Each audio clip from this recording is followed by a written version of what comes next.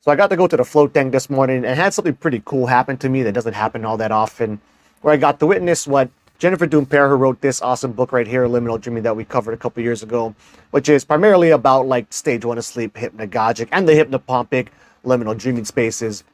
But I got to witness what she calls the vanishing point, which is essentially where you go like all the way through stage one, hypnagogic, liminal dream space, right, into a deeper stage of what people used to call, refer to as like dreamless sleep.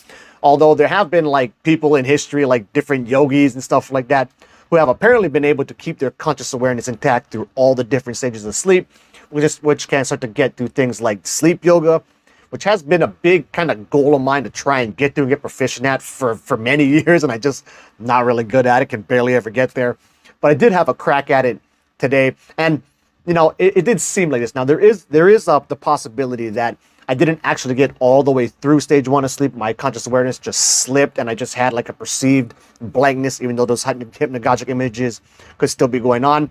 But it didn't feel like that. Like following the hypnagogic images, doing what I like to call hypnagogic meditation, is one of my primary ways of falling asleep, basically like every single night. So I'm very used to being in this space and then feeling my conscious awareness slip, you know, even though I'm still typically in stage one of sleep, before I start going to stage two or stage three, four, or whatever.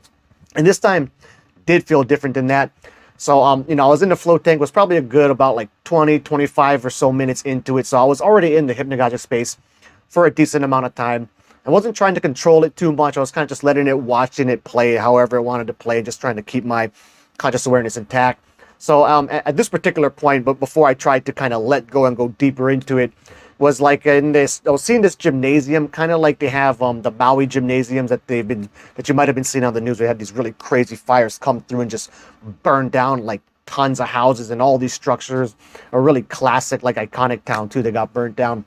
So, you know, a lot of these people have been staying in these gymnasiums just as a way to shelter people where they can try and figure things out. So it was like a really crowded gymnasium, kind of like that, but like everybody was playing basketball.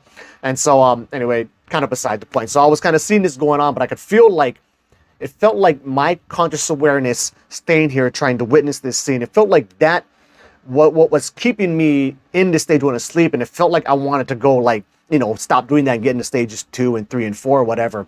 So what I try to do is, okay, you know, I'll just try and let go, and instead of holding on to this image, try and let go. But I did want to try and like do this sleep yoga stuff and try to keep my conscious awareness intact, you know, into the blank nothingness.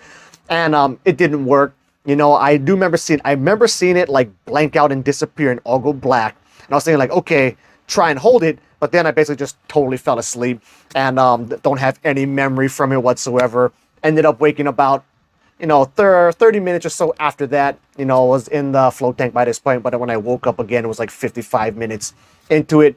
And I thought, oh, you know, pretty cool. I did have 90, so I could have stayed in there longer.